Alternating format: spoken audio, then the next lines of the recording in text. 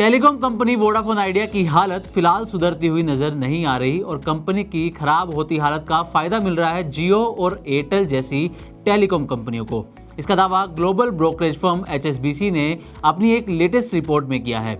Report में साफ कहा गया है कि वोडाफोन आइडिया जितना नीचे जाएगी, एयरटेल और जियो का मार्केट में दबदबा उतना ही बढ़ता जाएगा। इतना ही नहीं, HSBC ने यह भी साफ कह दिया है कि अगर सरकार ने वोडाफोन आइडिया की मदद नहीं की तो FY26 के बाद कंपनी का कारोबार बंद भी हो सकता है। अब ऐसे में सवाल उठता है कि आखिर वोडाफोन आइडिया का फ्यूचर क्या है, जियो और एयरटेल का दबदबा किस तरह बढ़ता जा रहा है। तो इस पूरे मुद्दे पर हम बात करेंगे और सबसे पहले आपको बताते हैं कि वोडाफोन आइडिया पर HSBC की क्या राय है। तो वोडाफोन आइडिया यानी कि VI इन दिनों भारी वित्तीय संकट से जूझ रही है। कंपनी ने खुद से साफ कहा है कि अगर इस फाइनेंशियल ईयर 2026 के बाद तक सरकार की तरफ से कोई बड़ा समर्थन नहीं मिला तो वो अपना कारोबार जारी नहीं रख पाएगी। HSBC की रिपोर्ट के मुताबिक वोडाफोन आइडिया अपने नेटवर्क में जरूरी निवेश करने में लगातार देरी कर रही है। इसका सीधा फायदा एयरटेल और रिलायंस जियो को मिल रहा है। सब्सक्राइबर मार्केट शेयर भी लगातार वोडाफोन आइडिया का गिरता जा रहा है और वोडाफोन आइडिया लगातार पिछड़ती जा रही है। अब जानते हैं कि HSBC का नजरिया और टारगेट प्राइस तीनों कंपनियों को लेकर क्या है। सबसे पहले बात करेंगे एयरटेल की और इसको ब्रोकरेज फर्म HSBC ने बाय रेटिंग के साथ टारगेट प्राइस 2100 रुपये तय किया है और कारण दिया है लगातार बढ़ता डेटा कंजम्पशन, प्रीमियम प्लान्स और बेहतर नेटवर्क इन्वेस्टमेंट जो एयरटेल की तरफ से किए जा रहे हैं। अब अगली कंपनी है रिलायंस जियो। इस पर HSBC ने बाय रेटिंग के साथ 1590 रुपये का टारगेट दिया है जो पहले 1580 रुपये के आसपास का था। कारण ये दिया है कि जियो से मिलने वाला free cash flow, tariff hike की उम्मीदें और ARPU में बढ़ोतरी जियो को आगे ग्रो करने में काफ़ी सपोर्ट कर रही हैं। अब अगली कंपनी आती है वोडाफोन आइडिया जो तीसरी बड़ी टेलीकॉम कंपनी है। इस पर HSBC ने अपनी रेटिंग को रिड्यूस रखा है और टारगेट प्राइस 6.5 रुपये से घटाकर 5 रुपये 90 पैसे तय किया है। इसके पीछे कारण भी दिया है। कारण यह है कि हाई वैल्यूएशन, हाई लिवरेज और निवेश में लगातार देरी वोडाफोन आइडिया को पीछे करती जा रही है। अब आते हैं कि एयरटेल और जियो को किस तरीके से फायदा मिल रहा है जिसका जिक्र HSBC ने अपनी रिपोर्ट में किया है। तो HSBC के अनुसार अगर वोडाफोन आइडिया अपने नेटवर्क इन्वेस्टमेंट में देरी करती है तो एयरटेल और जियो को फायदा इसका लगातार मिलता रहेगा। एयरटेल और जियो के पास तेजी से मार्केट शेयर बढ़ाने का ये मौका होगा। खासकर 4G और 5G के विस्तार में दोनों कंपनियां आगे निकल सकती हैं, ऐसे पूरे चांसेस हैं। VI की इनकम का 50% हिस्सा 60 टेलीकॉम सर्कल से आता है और एयरटेल और जियो की इन 7 सर्कल से आय सिर्फ 25 से 29% है।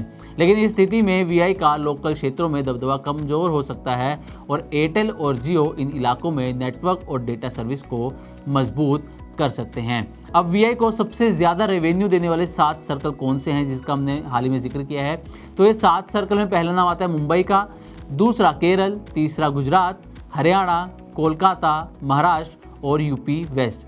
इन 7 सर्कल से ही वोडाफोन आइडिया की कुल आय का करीब 50% हिस्सा आता है। इन सर्कल्स में वोडाफोन आइडिया का रेवेन्यू मार्केट शेयर यानी कि RMS अभी भी 20% से ज़्यादा है। लेकिन खतरा यह है कि अगर VI यहाँ पर नेटवर्क मजबूत नहीं कर पाई तो जियो और एयरटेल ग्राहकों को छीनने का पूरा प्लान तैयार कर चुके हैं। अब वोडाफोन आइडिया के सामने कौन कौन सी चुनौतियां फिलहाल मौजूद हैं इस पर भी एक चर्चा कर लेते हैं। पहली तो है भारी कर्ज, क्योंकि कंपनी पर पहले से ही भारी AGR बकाया है। पहले ये 83,400 करोड़ रुपए के आसपास था, लेकिन अब इसमें मामूली सी कमी आई है, लेकिन फिर भी हज़ारों करोड़ का AGR कंपनी पर बकाया है।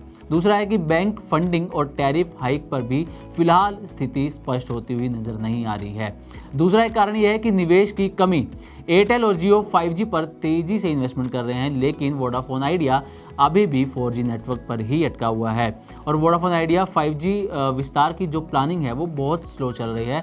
अभी सिर्फ वोडाफोन आइडिया ने मुंबई, दिल्ली, पटना, चंडीगढ़ और बेंगलुरु में ही 5G की शुरुआत की है, जबकि एयरटेल और जियो जैसी कंपनियां देश भर में इस वक्त 5G सर्विस दे रही हैं, उसको लगातार मजबूत कर रही हैं। अब सबसे बड़ा सवाल यह है कि एयरटेल और जियो का फ्यूचर क्या है। तो HSBC का मानना है कि FY27 तक एयरटेल और जियो का ARPU तेजी से बढ़ेगा। टैरिफ हाइक और डेटा कंजम्पशन के चलते लोग हाई वैल्यू प्लान्स खरीदेंगे। दोनों कंपनियों को रेवेन्यू ग्रोथ और मार्केट शेयर में बढ़त मिलेगी। साथ ही वोडाफोन आइडिया के कमज़ोर होने से एयरटेल और जियो के फ्री कैश फ्लो में मजबूती भी आएगी। अब इसमें निवेशकों के लिए क्या चीज़ें मायने रखती हैं जिसका रिपोर्ट में जिक्र किया गया है। तो पहले एयरटेल की बात कर लें तो एयरटेल में निवेशक उम्मीद रख सकते हैं, ऐसा रिपोर्ट में कहा गया है। क्योंकि मजबूत बैलेंस शीट है, प्रीमियम ARPU है, फाइबर और 5G में कंपनी की तरफ से आक्रामक निवेश किया जा रहा है। अब जियो पर भी HSBC का पॉजिटिव आउटलुक है। क्योंकि पेरेंट कंपनी का पूरा सपोर्ट है, तेजी से बढ़ता सब्सक्राइबर बेस, डिजिटल इंडिया की ग्रोथ से भी जियो को फायदा मिल रहा है। लेकिन वोडाफोन आइडिया में कहीं ना कहीं जोखिम ज़्यादा होने की संभावना जताई गई है। क्योंकि शेयर का टारगेट घटाया गया है, प्रोमोटर फंडिंग की स्थिति स्पष्ट नहीं है और मार्केट में वोडाफोन आइडिया का भरोसा जो है वो लगातार गिरता जा रहा है। तो ऐसे में सवाल यह है कि निवेशकों को क्या करना चाहिए। तो अगर वोडाफोन आइडिया के शेयर आपके पास हैं तो छोटे निवेशकों के लिए फिलहाल जोखिम बना रहेगा। वोडाफोन आइडिया के कैपिटल एक्सपेंडिचर और सरकारी मदद पर आपको नज़र बनाकर रखनी होगी। एयरटेल और रिलायंस जैसे स्टॉक्स में लॉन्ग टर्म में अच्छी संभावनाएं बनती हुई नजर आ रही हैं, लेकिन निवेश से पहले अपना रिसर्च जरूर करें या फिर किसी फाइनेंशियल एक्सपर्ट से सलाह जरूर लें। तो ये तो ही वोडाफोन आइडिया, एयरटेल और जियो की स्थिति पर ग्लोबल ब्रोकरेज फर्म HSBC की रिपोर्ट की बात। रिपोर्ट में जहां वोडाफोन आइडिया की स्थिति को लेकर चिंता जताई गई है तो वहीं एयरटेल और जियो पर पॉजिटिव आउटलुक भी अपनाया गया है। अब बात करते हैं कि वोडाफोन आइडिया को कब से AGR बकाया चुकाना शुरू करना है और कंपनी की कैपेक्स प्लानिंग नहीं चली तो क्या होगा। तो मार्च 2026 से VI को AGR बकाया चुकाना जो है वो शुरू करना होगा। मोतीलाल ओसवाल के मुताबिक अगर कैपेक्स योजना नहीं चली तो कंपनी के पास सालाना 20,000 करोड़ रुपए की कमी रहने की संभावना है। साथ ही 55,000 करोड़ के कैपेक्स गाइडेंस भी अधूरी रह सकती हैं। VI की खराब फाइनेंशियल स्थिति का असर यूजर्स पर होगा, साथ ही साथ नेटवर्क क्वालिटी और निवेशकों के भरोसे पर भी असर यहाँ पर पड़ सकता है। तो इस तरह से HSBC की रिपोर्ट ने साफ कर दिया है कि अगर वोडाफोन आइडिया इन्वेस्टमेंट और नेटवर्क में तेजी नहीं लाएगी तो उसका मार्केट से बाहर होना तय है। वहीं एयरटेल और जियो इस मौके का फायदा उठाकर टेलीकॉम सेक्टर पर और भी मजबूत पकड़ बना सकते हैं।